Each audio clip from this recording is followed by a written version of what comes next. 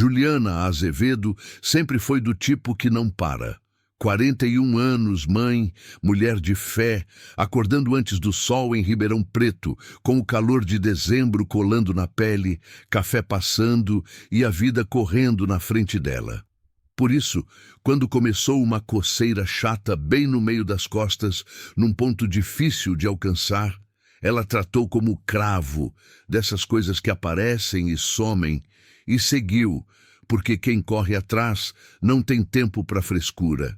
Só que aquele cravo insistiu, mudou. Uma hora parecia bolinha dura, outra inchava, às vezes ardia como espinho. E uma noite a camisola colou, veio umidade, e no banheiro ela viu uma manchinha de sangue na toalha. Pouca coisa, mas suficiente para gelar o estômago. A cabeça dela tentou proteger com explicação simples. Estourou um cravo. Mas junto veio um medo sem imagem, velho, profundo, como se o corpo reconhecesse uma história que a mente não lembrava. Renan, o marido, viu a toalha e não deixou para depois. Hoje você marca médico, e ela ainda tentou empurrar, com reunião, cliente, contas, porque dezembro no salão era lotado, todo mundo querendo ficar em dia para o Natal. E ela precisava do dinheiro, orçamento apertado, parcela do carro sem dó. Acabou cedendo, tentou posto, agenda estourada e foi numa clínica particular. 180 reais no Pix, doendo, mas para tirar a dúvida. No consultório, doutor Mauro, 60 e poucos, óculos fino, fala mansa. Ela tentou fazer piada. Vim por um cravinho teimoso, mas meu marido acha que eu vou desmontar. E o médico pediu calma. Quando aproximou a luz, o consultório ficou silencioso demais. Ele mediu com régua, olhou com lupa e a expressão mudou para uma seriedade que não combina com cravinho. Há quanto tempo isso está aí? Ele perguntou. E ela falou de meses coçando, de um pontinho antigo que parecia sinal. Doutor. Mauro respirou fundo e foi direto. Não parecia cravo, nem sinal comum. Queria dermatologista naquela semana e provavelmente um procedimento simples para analisar.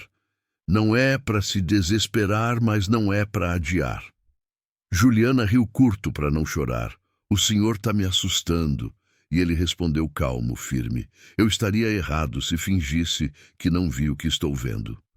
Na sala de espera, Renan segurou a mão dela, e por fora ela manteve pose, mas por dentro algo abriu.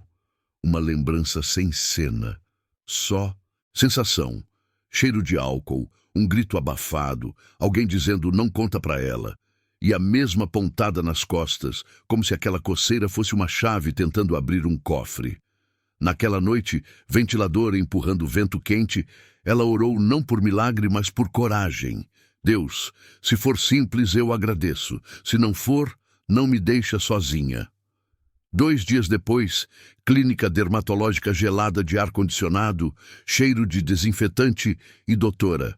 Luísa, jovem, firme, olhar de quem já viu muita coisa, pediu para levantar a blusa. Juliana tentou brincar de novo. Eu juro que sou boa pessoa, não mereço susto. Mas a médica não sorriu. Aproximou a luz e analisou. E ali Juliana viu uma reação estranha. A enfermeira deu um micro passo para trás, como se o corpo dela reconhecesse algo que ela não queria ver. Tá tudo bem? Juliana perguntou. E a moça disse que sim, mas com olhos arregalados demais. Doutora. Luísa falou baixo. Aquilo não era cravo. Havia inflamação antiga e uma área endurecida abaixo. Juliana perguntou sem fôlego. É complicação grave? E a médica respondeu com precisão. Não dava para afirmar sem biópsia, e ela não queria esperar. Fariam ali mesmo. Kit preparado, luvas, gás e anestésico, e quando Luísa encostou o dedo, Juliana sentiu dor profunda, como se existisse algo lá dentro empurrando para fora há anos. A médica perguntou sobre dormência, choque indo para o braço, e Juliana admitiu fisgadas antigas. A anestesia queimou, o bisturi entrou com cuidado, pinça, delicadeza. E então veio o momento em que o ar mudou. A enfermeira soltou um "ai meu Deus" baixinho. Outra ficou pálida, e a própria médica parou um segundo, como se o instrumento tivesse batido em algo duro. Juliana, olhando para o teto, percebeu a respiração de todo mundo mudar. "O que foi?" ela perguntou, e Luísa só disse, "Fica calma." Com a pinça, puxou devagar e algo escuro, rígido, comprido o bastante para assustar começou a aparecer. Uma enfermeira gritou curto, sem controle. A outra virou o rosto com a mão na boca e olhos cheios d'água. Juliana não viu direito, mas sentiu pressão e depois um alívio estranho, como se o corpo dissesse, finalmente. Na bandeja estava ali. Metal, enferrujado, borda irregular, parte de alguma coisa quebrada. "Isso estava em mim?" Juliana perguntou gelada. "E doutora?" Luísa respondeu firme. Estava, e pelo aspecto, havia muito tempo. Curativo, limpeza, e o plano mudou na hora. Análise do material e do tecido, exames de imagem, porque precisavam saber se havia mais fragmentos. No corredor, Juliana começou a tremer sem ser frio. Era o corpo tentando entender como carregou aquilo sem saber. Renan esperava e ela só conseguiu dizer com a voz falhando, "Tiraram um pedaço de ferro de dentro de mim. Como isso foi parar lá?" No carro, a cidade pareceu barulhenta demais e dentro dela nasceu uma pergunta que doía mais do que a ferida. Se havia metal cravado nas costas, alguém colocou, ou aconteceu algo que ninguém contou. Em casa, no banho, veio outra lembrança sem imagem. Mãos segurando ela pequena, pano pressionando costas, alguém chorando, e a frase soprada com pressa, "Não fala disso com ninguém." 3 dias depois, telefone tocou às 8h12, e Juliana soube antes de atender, porque a vida avisa quando vem notícia com peso. A doutora queria falar pessoalmente às 15 horas. No consultório, envelope na mão, doutora Aira. Luísa entregou a verdade. Lesão maligna, melanoma. A boa notícia era que tinha chance real de tratar, mas precisavam agir rápido. Juliana sentiu o chão sumir e pensou primeiro na filha Isadora, 13 anos, e na promessa que fez na igreja de ver a menina crescer. "E o ferro?" ela perguntou, e Luísa explicou. Corpo estranho antigo, inflamação crônica, possível contribuição para o processo, e fariam ressonância e tomografia para ver outros fragmentos e proximidade com estruturas. Juliana saiu com guias, mapa de um lugar que ninguém quer visitar. Naquela noite chamou Dona Neuza, a mãe que a criou, porque não dava mais para fingir. Dona Neuza chegou de chinelo com um bolo simples para adoçar a vida, mas ao ver o curativo, o rosto dela envelheceu em segundos. Juliana foi direta, tiraram ferro de dentro dela. Era coisa séria e precisava da verdade do começo. Dona Neuza sentou devagar, relógio fazendo barulho, e disse que rezou tanto para a filha nunca perguntar. Juliana respondeu, "Meu corpo está me obrigando." Dona Neuza buscou uma caixa antiga e contou. Juliana chegou na porta de uma igreja, numa madrugada de chuva grossa em Uberaba, antes de irem para Ribeirão. Estava enrolada num lençol, costas feridas, queimadas, cheiro de ferrugem e remédio, e um brilho, um pedacinho de metal preso na carne. Levou-a ao hospital, mas disseram para não mexer naquele momento, podia piorar. Dona Neuza cuidou, limpou, rezou, fez promessa, e com o tempo a ferida fechou por cima e o metal sumiu, como se tivesse afundado. Ela achou que Deus tinha tirado. Juliana, adotada desde bebê, sempre soube da adoção, mas nunca soube do antes, porque Dona Neuza repetia, "O que importa é daqui para frente." Só que agora, o antes estava saindo de dentro do corpo. Dona Neuza mostrou uma foto desbotada de um homem e uma mulher jovens e um bilhete.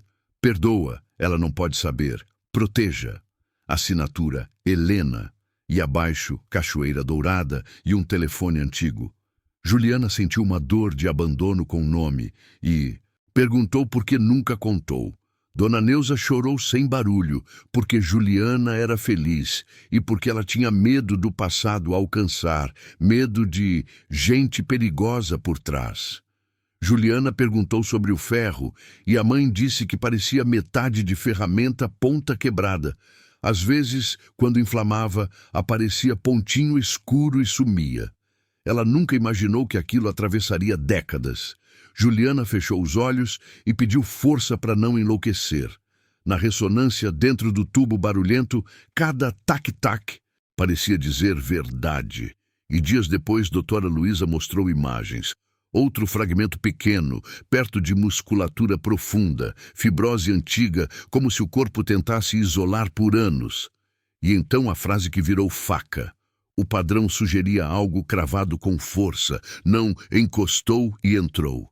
Juliana entendeu porque as enfermeiras chocaram. Não era só ferro, era uma história que parecia maldade. Juliana decidiu que não dava mais para viver com dúvida enquanto lutava contra a complicação grave. Digitou Cachoeira Dourada no GPS, interior de Goiás, estrada longa, calor seco, céu enorme. Renan tentou impedir por causa do tratamento, mas Juliana respondeu com firmeza nova. Cansou de carregar segredo nas costas. Queria lutar pela vida e pela verdade. Avisou Dona Neuza e partiu na madrugada, terço no retrovisor. A estrada parecia infinita. Pasto queimado, caminhão de cana, vento quente. Sertanejo baixo no posto. Ao chegar em Cachoeira Dourada, poeira fina, silêncio de cidade pequena, conversa escondida em cada esquina. No mercadinho, perguntou por Helena. E chamaram um senhor velho que lembrou de uma moça com esse nome que sumiu há anos. Mandou Juliana procurar Dona Zulmira na Rua do Córrego. Casa simples, varanda, mulher idosa, olhar desconfiado, mãos fortes de roça. Juliana se apresentou, falou da igreja em Uberaba, do bilhete do ferro. O rosto de Zulmira mudou como se o tempo recuasse. Entra. Ali dentro, cheiro de café e eucalipto. Zulmira disse que Helena era sobrinha dela, bonita e teimosa, que se meteu com um homem errado, homem de dinheiro e influência. Engravidou e quis fugir porque a criança não ia crescer na mão dele.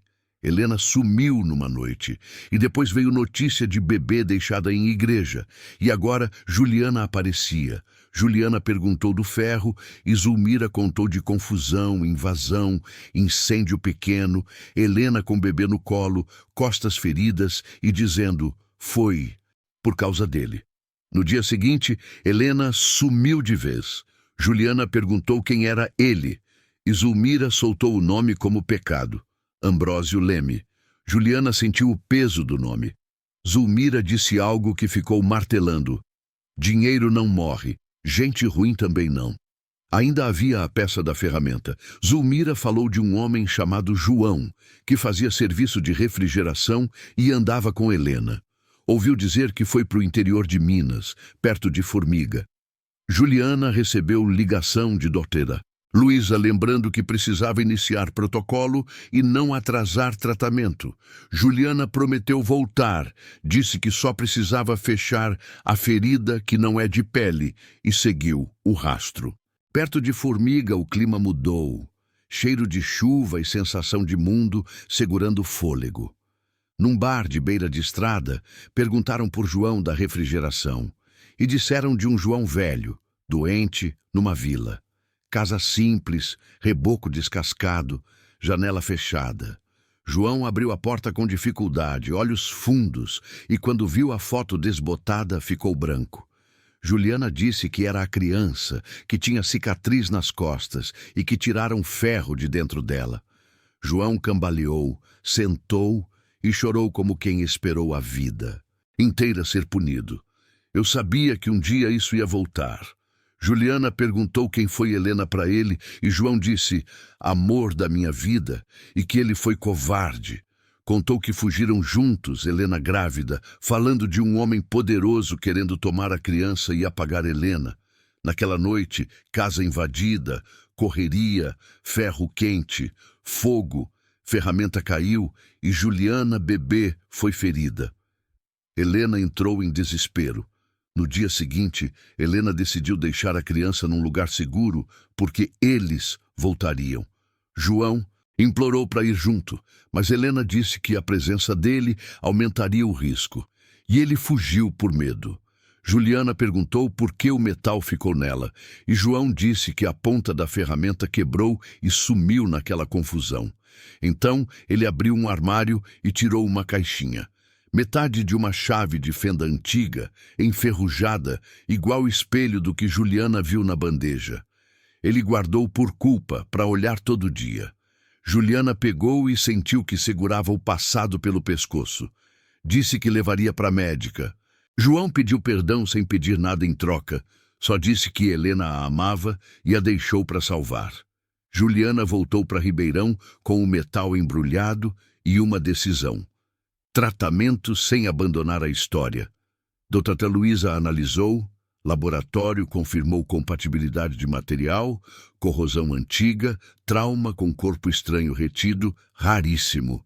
E Juliana respondeu dentro de si ao "não conta para ela". Eu tô contando. Durante a recuperação, Dona Zulmira ligou urgente. Ambrósio não queria só tirar a criança, queria esconder um crime. Helena teria guardado prova e dito que, se algo acontecesse, Juliana seria a chave. Zulmira falou de um medalhão que Helena usava, com foto e papel dobrado, depois sumiu. Juliana ligou para Dona Neuza, perguntando se havia corrente quando chegou. Silêncio do outro lado, e Dona Neuza confessou que tinha uma correntinha simples guardada, nunca entregou por achar que machucaria. Ela levou na hora. Juliana abriu o medalhão e viu foto minúscula de Helena e um papel dobrado. Se você ler isso é porque eu consegui te salvar. Procure a verdade onde a água cai. Confie em Neuza e nunca deixe que digam que sua dor foi à toa.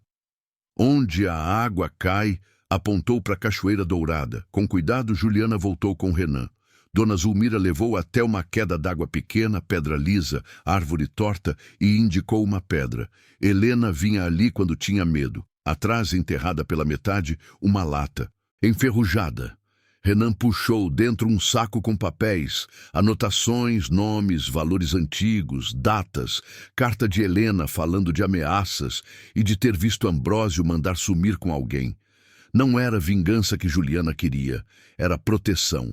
Entregou o material ao advogado. Entendeu que Helena não deixou por falta de amor, mas por sobrevivência. Com o tratamento andando e exames dando esperança, Juliana gravou um vídeo simples, sem espetáculo, como testemunho. Achou que era cravo, era metal e passado. E pediu para as pessoas não ignorarem sinais do corpo e não se envergonharem de feridas. Só que, quando parece que a história fecha, ela abre outra porta. De volta a Ribeirão, Juliana tentou retomar rotina, só organizar a agenda do salão. Mas um número desconhecido ligou. Juliana Azevedo? Sim, você esteve em Cachoeira Dourada. Ela gelou, perguntou quem era e a voz soltou a frase. Não mexe em coisa enterrada. Tem coisa enterrada para não matar mais gente. E desligou. Naquela noite ela não dormiu. O corpo em alerta e a memória ficou mais nítida. Ela pequena, lugar frio. Homem dizendo, isso fica aqui e ela não vai lembrar. Mulher chorando. Ela é só uma criança. E o homem é por isso que vai funcionar. No retorno à clínica, a enfermeira jovem desviou o olhar e Juliana perguntou por que ela ficou assustada. A moça disse que o pai era bombeiro e contou de um caso antigo. Criança deixada na igreja com queimadura e metal, cara de maldade, não de acidente, e que o caso sumiu do mapa como se nunca existisse. Juliana perguntou diretamente à médica se o metal podia ter sido colocado de propósito, e doutora Luísa, cuidadosa, disse que sem prova era difícil afirmar, mas o formato, profundidade e sinais de trauma eram estranhos. Recomendou o boletim de ocorrência e proteção da família. Dona Zulmira ligou dizendo que havia uma parteira, Dona Cida, perto de Araguari, que ajudou Helena. Juliana foi. Dona Cida, 80 anos, reconheceu os olhos. Você é filha da Helena. Mostrou o caderno antigo. Helena chegou ferida, bebê ferida nas costas, metal, queimadura, chorou, disse, ele mandou, pediu segredo, saiu antes do amanhecer. Disse que Helena falava, ele quer que meu sangue cale, e que tentou voltar para o Maranhão, perto de um povoado chamado Lagoa dos Anjos, mas quem perguntava demais sumia. Juliana decidiu agir com estratégia. Registrou tudo, deixou cópias com o advogado, falou com um investigador sério da Polícia Civil e então veio a faísca que empurrou a história para o presente. Mensagem de WhatsApp de número desconhecido com foto de uma porta de igreja e um lençol dobrado no degrau. Legenda: você foi deixada aqui. E o pior, localização no Maranhão. Juliana percebeu que alguém dizia: eu sei mais do que você. E isso significava que a última parte não estava enterrada. Estava viva. Juliana encarou a foto como espelho torto. Renan temeu, falou que era longe e ela estava no meio de exames. Mas Juliana disse que esperou 40 anos sem saber. Não esperaria o momento perfeito. E se fosse armadilha, iria com proteção.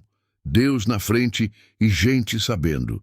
Ligou para o advogado, digitalizou provas, registrou no investigador, avisou Dona Neuza e Isadora sem detalhes pesados. Com orientação médica e cautela, viajaram. São Luís e depois interior, estrada quente, vento de terra úmida, mato e Juliana cansada por estresse e medicação, mas com a mente acesa.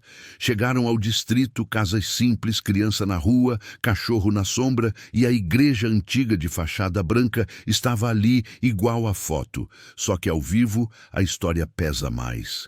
Juliana desceu devagar, sentiu tontura de memória, flashes, lençol áspero, cheiro de fumaça, voz feminina chorando "me perdoa".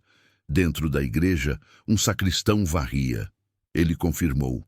A foto era recente. A pintura tinha sido refeita na reforma do ano passado. Isso significava que alguém vivo esteve ali há pouco. Ele disse que ouviu falar de uma Helena que apareceu anos atrás assustada, querendo falar com o padre que já morreu, e que depois houve homens armados perguntando por ela. Na porta, uma vendedora de cocada, Raimunda, olhou Juliana como quem reconhece e sussurrou: "Você é a menina da cicatriz?" E contou que viu Helena ali com o bebê no colo e costas feridas. Disse que Helena foi para a casa de Ambrósio, acreditando que, se entregasse, ele pararia de caçar. Depois disso, Helena não voltou e quem falava demais apanhava. Raimunda avisou que a casa virou ruína na beira do rio, mas o neto dele ainda mandava, e se soubesse que Juliana perguntava, ela corria. Mesmo assim, Juliana quis ver a ruína, ao menos de longe. Estrada de terra, cigarra, mato alto. Na ruína, o frio na espinha não combinava com calor. E o pior, marcas recentes de pneu e pegadas no barro. Renan sussurrou que havia alguém. Do outro lado da parede quebrada, uma voz, masculina calma demais. "Você não devia ter vindo." Apareceu um homem de uns 50 e poucos, camisa clara, relógio caro, sorriso pequeno, acompanhado de 2 sujeitos em moto. Ele a chamou pelo nome e soltou, ou melhor, filha da Helena. Disse que limpava bagunça velha e que Juliana mexia numa bagunça que quase matou sua mãe. Renan tentou ir embora, mas o homem fixou os olhos no medalhão no pescoço de Juliana e ela entendeu. Não era ela, era a chave, a prova. Então, ela usou o que gente de segredo odeia, barulho e testemunha. Mandou Renan ligar no Viva Voz. Disse que tudo estava registrado e que, se algo acontecesse, o nome dele aparecia. O homem riu curto, disse que ela estava esperta igual Helena e recuou com aviso. "Vai embora e esquece, porque puxar verdade puxa inocente junto." Juliana respondeu que já puxou metal das costas. Não teria medo de puxar verdade. Ele foi embora levantando poeira. Naquela noite, numa pousada simples, mensagem chegou. Helena não morreu. Ela foi escondida. Juliana sentiu choque atravessar a cicatriz. Talvez não terminasse em luto, mas em reencontro. Só que primeiro vinha à porta do hospital. De volta a Ribeirão, pediu laudo completo e cópias por segurança. Surgiu pista de resíduo específico no metal. tinta industrial antiga e marca microscópica que indicava lote de ferramenta ligado a oficinas antigas de refrigeração. E isso criava trilha. A enfermeira jovem falou com o pai e conseguiu nomes de padre e policial da época. Juliana montou pasta com datas e lugares, e então veio a parte que não podia esperar. Cirurgia para retirar o segundo fragmento e ampliar margem. No hospital gelado, com um terço na mão, ela disse: "Se eu sobrevivi a 40 anos de ferro, eu sobrevivo a isso." A cirurgia deu certo. O fragmento estava profundo, preso em fibrose antiga. Equipe chocou de novo. Não era só metal. Parecia a arma enferrujada guardada no corpo. Juliana chorou em silêncio, não de dor, mas de libertação. Dias depois, o investigador ligou. Havia registro de mulher com nome parecido, Helena, ligada à proteção informal nos anos 90. Documentos fechados, mas possibilidade real de realocação. Juliana gravou o vídeo final com fé e verdade, e a vida entrou em fase de acompanhamento. Mais tarde, carta chegou sem remetente claro. Se você é Juliana, filha de Helena, saiba que ela está viva e segura, mas não pode aparecer ainda. Ela soube da cirurgia, do metal, e pediu que você não se coloque em risco. Ela sempre te observou de longe. Juliana levou ao investigador. Sinais pareciam autênticos. Com o tempo, exames melhoraram. Ela falou na igreja, virou aviso para outras pessoas. João adoeceu e morreu depois de dizer que Helena sempre a amou e vigiou de longe. E, por fim, veio a autorização de um contato indireto, uma conversa de voz monitorada, do outro lado, a respiração antes da palavra Juliana. E Juliana respondeu: "Mãe." Helena pediu perdão por ter deixado. Juliana respondeu: "A senhora me salvou." A ligação foi curta, segura, dolorosa e necessária. Depois dela, Juliana escreveu: "Eu não sou mais a menina deixada na porta de uma igreja. Eu sou a mulher que voltou inteira." A vida não virou conto de fadas. Virou verdade, assentando devagar, cartas chegando por intermédio do advogado, proteção, estratégia, presença. E quando Juliana passou a mão nas costas, não sentiu mais coceira nem medo. Sentiu a prova de que atravessou o que tentou destruir e continuou de pé. Depois da ligação com Helena, Juliana ficou alguns minutos com o telefone ainda quente na mão, como se o plástico tivesse absorvido décadas de ausência, e o silêncio na sala parecia mais alto do que qualquer grito, porque Renan estava ali, o advogado do outro lado da porta. Mas ao mesmo tempo era como se ela estivesse sozinha com uma criança antiga dentro do peito, uma criança que tinha passado a vida inteira se perguntando por que foi deixada. Ela esperava que viesse um alívio cinematográfico, algo que encaixasse tudo de uma vez, mas o que veio foi uma paz cansada, dessas que não explodem, só assentam, e junto veio outra coisa, uma saudade que ela não sabia que podia sentir de alguém que nunca teve. Naquela noite ela tentou comer, mas a comida parecia sem gosto. E ela se pegou indo várias vezes até o espelho do quarto para olhar o próprio pescoço, o medalhão por baixo da blusa e a cicatriz nas costas, que agora estava mais nova e mais dolorida por causa da cirurgia recente, como se o corpo tivesse decidido atualizar o lembrete, e ela pensou: "Eu fui ferida 2 vezes, uma lá atrás e outra agora quando descobri." E mesmo assim, ela ainda estava ali.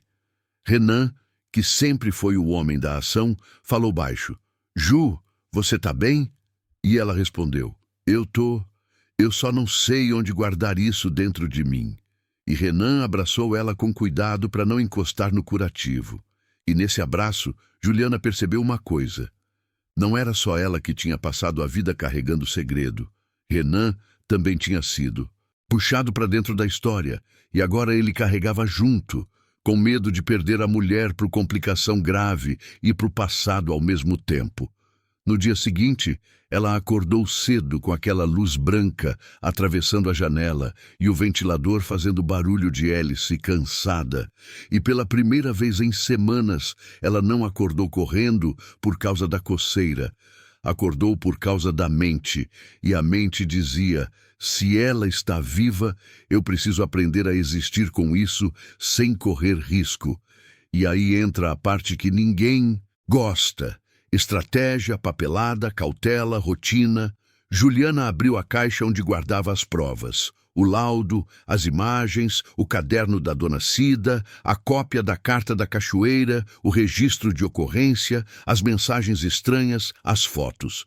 E começou a separar tudo como quem separa remédio por dia da semana, porque ela entendeu que verdade sem organização vira confusão, e confusão é onde gente ruim se alimenta. Ela fez 3 pastas, uma médica, uma jurídica e uma pessoal. E na pessoal ela colocou as cartas que começou a escrever para Helena sem enviar, porque escrever virou o jeito dela não enlouquecer. E naquela primeira carta ela não cobrou nada. Ela só contou do cheiro do café da dona Neuza, do uniforme escolar, do medo que ela tinha de escuro quando era pequena, do primeiro tombo de bicicleta, da primeira vez que ela sentiu vergonha da cicatriz, porque uma menina na escola chamou de marca feia. E ela nunca imaginou que aquela marca era uma prova de sobrevivência. E no final da carta, ela escreveu: eu não tenho raiva de você por ter me deixado. Eu tenho raiva do mundo por ter feito você precisar. Nos dias seguintes, as mensagens estranhas nas redes sociais continuaram. Algumas com cuidado, outras com perguntas demais. E Juliana aprendeu a não responder, só registrar. Ela e Renan mudaram pequenas rotinas. Isadora não saía sozinha. O salão passou a ter horário mais curto. Ela evitava postar localização em tempo real. E até a igreja ela passou a frequentar com mais discrição. Porque agora a fé dela não era para mostrar, era para segurar. A enfermeira jovem da clínica, aquela que ficou pálida quando viu o metal, mandou um áudio dizendo que o pai dela lembrava vagamente de um nome, Cabo Nilo, e de um comentário de bastidor de que teve dedo grande. E Juliana não sabia se aquilo era prova ou boato, mas aprendeu que boato também aponta direção e direção às vezes salva. Doutor Luísa, que começou como médica e virou quase guardiã, foi firme. Juliana, eu preciso que você trate seu corpo com prioridade, porque sua história só existe porque você está viva. Se você se perder no emocional, seu sistema sente. Juliana concordou, e aí entrou a parte mais dura do real. Exames, controle, vigilância, consultas, aquele calendário que não deixa você esquecer que a vida é frágil. O oncologista falou de risco, de acompanhamento, de margem, de vigilância. E Juliana saiu do consultório segurando o terço e repetindo por dentro, um dia de cada vez. Só que agora, um dia de cada vez, tinha 2 camadas. Sobreviver à complicação grave e sobreviver ao passado. E enquanto isso, as cartas de Helena começaram a chegar por intermédio do advogado. Curtas, sem detalhes perigosos, como se cada linha tivesse sido revisada pelo medo. Helena falava de uma infância no Maranhão, de um pai duro, de uma mãe cansada, de como ela aprendeu cedo a se virar, de como se apaixonou por João, achando que amor era escudo, e de como descobriu tarde demais que amor não segura bala nem compra silêncio. Ela dizia: eu te olhei de longe algumas vezes. E essa frase doeu e curou ao mesmo tempo, porque era a prova de que Juliana nunca foi esquecida, mas também era a prova de que a distância tinha sido uma prisão. Juliana lia e chorava sem barulho, e Dona Neuza, sentada do lado, às vezes dizia: eu fiz o que eu pude. E Juliana respondia: eu sei, mãe, eu sei. Porque a raiva dela não era de Neuza, era do destino cruel que colocou 2 mães na mesma história e ainda fez as 2 carregarem culpa. Isadora percebia a mudança e perguntou um dia: mãe, por que você está diferente? E Juliana respondeu com a sinceridade possível: porque eu estou aprendendo umas coisas antigas. E Isadora abraçou ela com uma força silenciosa e disse: então aprende, mas não some. E nessa frase, Juliana entendeu que do mesmo jeito que Helena sumiu para salvar, Juliana agora precisava ficar para salvar a filha. E ficar, naquele caso, era também não se meter em risco desnecessário. Por isso, ela combinou com o investigador um plano mínimo. Nada de viagens longas sem avisar, nada de confrontos sozinha, tudo documentado. E o investigador, seco, falou: a senhora já entendeu que isso não é história de internet, isso é vida. E Juliana respondeu: eu sei, e eu cansei de ser vítima sem saber. João, o homem que amou Helena e fugiu, começou a piorar rápido, e quando Juliana recebeu a notícia, ela sentiu uma tristeza estranha, porque não era um pai, não era um estranho, era alguém que fazia parte da ferida. E a mente dela pensou: se ele morrer, morre uma ponte. Ela decidiu visitar não para cobrar, mas para fechar, porque ela aprendeu que ferida aberta não fecha sozinha e vingança não devolve infância. A casa dele estava ainda mais silenciosa, o cheiro de remédio e mofo no ar. E João estava deitado, mais fino do que a própria culpa, respirando com dificuldade. Quando viu Juliana, ele fez um esforço para sorrir, e a primeira frase dele foi absurda e humana ao mesmo tempo.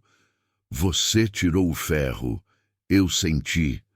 Como se a culpa dele estivesse conectada ao corpo dela por fio invisível.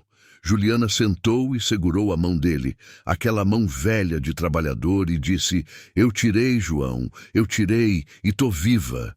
E João fechou os olhos por um segundo, como se aquela frase fosse o perdão que ele não teve coragem de pedir. Ele falou baixo: eu não fui homem naquela noite. Eu pensei que ia proteger e eu só corri. Eu tenho vergonha. E Juliana sentiu vontade de gritar, mas não gritou porque grito não muda passado. E ela respondeu: você foi covarde, sim, mas você também foi o único que trouxe uma prova que salvou minha sanidade. Eu precisava saber que não era loucura. E João chorou. Chorou como quem é finalmente obrigado a sentir. Antes de dormir, ele disse com a voz quebrada: ela sempre te amou, ela sempre te vigiou de longe. E eu não sei onde ela está, mas eu sei que ela te guardou dentro dela como promessa. E naquela madrugada ele morreu, e Juliana ficou alguns minutos olhando para o rosto dele já quieto, e pensou: a culpa dele acabou, mas a minha história continua. E saiu dali com uma sensação de encerramento de ciclo, porque às vezes o perdão não é para absolver o outro, é para impedir que o passado apodreça você por dentro. No caminho de volta, Renan dirigiu em silêncio e Juliana, olhando a estrada, disse uma frase que nunca imaginou dizer: eu não odeio ele. E Renan respondeu: você é mais forte do que muita gente.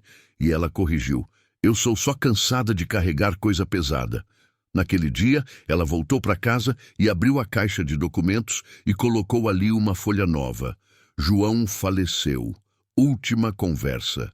Confirmação de amor e vigilância de Helena. E esse registro parecia frio, mas era a maneira dela manter o quebra-cabeça inteiro sem deixar as peças escaparem.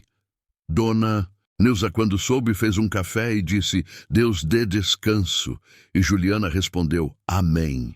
E pela primeira vez as duas ficaram em silêncio sem peso, como se o silêncio que antes escondia agora respeitasse. Quando o advogado ligou dizendo que havia autorização para um contato indireto, monitorado, sem imagem, só voz, Juliana sentiu as pernas bambas, como se fosse uma adolescente prestes a apresentar trabalho na frente da sala. Só que aquilo não era trabalho, era a origem dela. Naquela noite, ela não dormiu, porque a mente dela fazia duas filas, uma de perguntas e outra de medos, e as perguntas eram muitas. Por que eu? Quem era meu pai? O que exatamente aconteceu naquela casa? Quem é o homem do relógio? Porque ainda hoje eles querem o medalhão, mas os medos eram mais simples e mais profundos. E se eu ouvir a voz dela e sentir que não pertence a mim? E se eu quebrar por dentro? No dia seguinte, sentada numa sala discreta, telefone na mesa, mãos suadas, ela ouviu primeiro uma respiração do outro lado. E esse detalhe foi o que mais doeu, porque respiração é prova de vida. E por 40 anos ela viveu sem essa prova. Então veio uma voz feminina mais velha, cansada, mais firme: Juliana. E Juliana respondeu: mãe, antes de pensar. E o mundo parou dentro dela. Helena pediu perdão por ter deixado, e Juliana, que achou que ia cobrar, só conseguiu dizer: a senhora me salvou. Helena chorou baixinho e disse que carregou Juliana ferida nos braços e prometeu que a filha viveria mesmo que ela precisasse desaparecer. Juliana falou: eu vivi e eu tô viva. E Helena respondeu: eu sei, eu sempre soube. E nessa frase, Juliana sentiu o peso de uma vida observada de longe. A ligação não durou muito porque segurança era prioridade e porque algumas histórias não cabem numa conversa, elas precisam de tempo para não quebrar ninguém. Quando desligou, Juliana ficou com aquela paz cansada de novo, só que mais funda, como se finalmente o nome dela tivesse um eco de origem. Em casa, ela chorou no colo da Dona Neuza, e Dona Neuza chorou também, e Juliana, no meio do choro, falou algo que curou as duas. Ninguém aqui me largou por falta de amor. Vocês duas me seguraram do jeito que dava. E Dona Neuza respondeu: eu só queria te proteger. E Juliana disse: eu sei. Naquele dia, ela escreveu a última carta e colocou na caixa. Eu não sou mais a menina do degrau, eu sou a mulher que voltou inteira. E essa frase virou como um carimbo dentro dela. A vida não virou conto de fadas, porque vida não tem obrigação de ser bonita só porque a gente sofreu, mas algo mudou. Juliana parou de lutar contra a própria história como se ela fosse uma vergonha. O tratamento seguiu com disciplina, e cada exame bom era uma vitória discreta, dessas que não dá vontade de postar, dá vontade de ajoelhar e agradecer. Doutora, Luísa falou, agora é vigilância. E Juliana entendeu que vigilância não era só médica, era existencial. Cuidar do corpo, cuidar da família, cuidar do silêncio certo e do barulho certo. As cartas de Helena continuaram a chegar, sempre com pouca informação perigosa, mas cheias de pequenos pedaços humanos. Helena falava do medo de ser seguida, de como ela trocou de nome e aprendeu a engolir saudade, de como, em noites específicas, ela fechava os olhos e imaginava se a filha tinha virado menina boa. E Juliana lia isso, sentindo uma raiva triste do mundo por obrigar uma mãe a escolher entre presença e sobrevivência. Com o tempo, Juliana começou a fazer algo que parecia simples, mas era gigante. Ela passou a tocar a cicatriz sem nojo, sem vergonha, como quem reconhece uma marca de guerra e diz: eu tô aqui. Isadora, vendo a mãe mais presente, perguntou: mãe, você tá feliz? E Juliana respondeu: Eu tô inteira. E Isadora não entendeu completamente, mas entendeu o suficiente para sorrir. No salão, as clientes começaram a saber aos poucos, e algumas chegavam dizendo: eu marquei médico por sua causa. E Juliana sentia um impacto que ia além do próprio drama, porque a história dela começou a virar aviso, e aviso salva. Ela gravou vídeos simples, sem espetáculo, contando só o essencial. Eu achei que era um cravo, mas era algo sério, e eu quase ignorei. Não ignore seu corpo. E evitou expor nomes e detalhes perigosos, porque agora ela sabia que verdade também precisa de prudência. O investigador, em uma das últimas conversas, disse que certos arquivos antigos eram fechados e que nem toda justiça vem com manchete. E Juliana respondeu: eu não quero manchete, eu quero paz. E paz, naquele caso, era viver o presente sem deixar o passado mandar.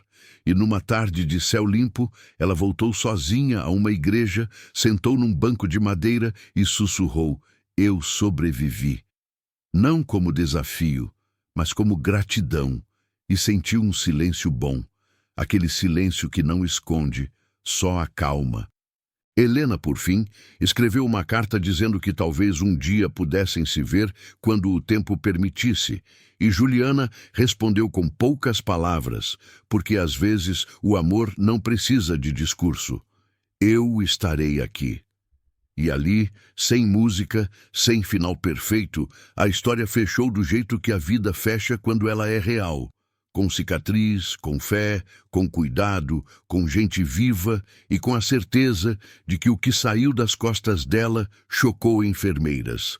Mas o que saiu de dentro dela, a verdade, curou muito mais do que pele.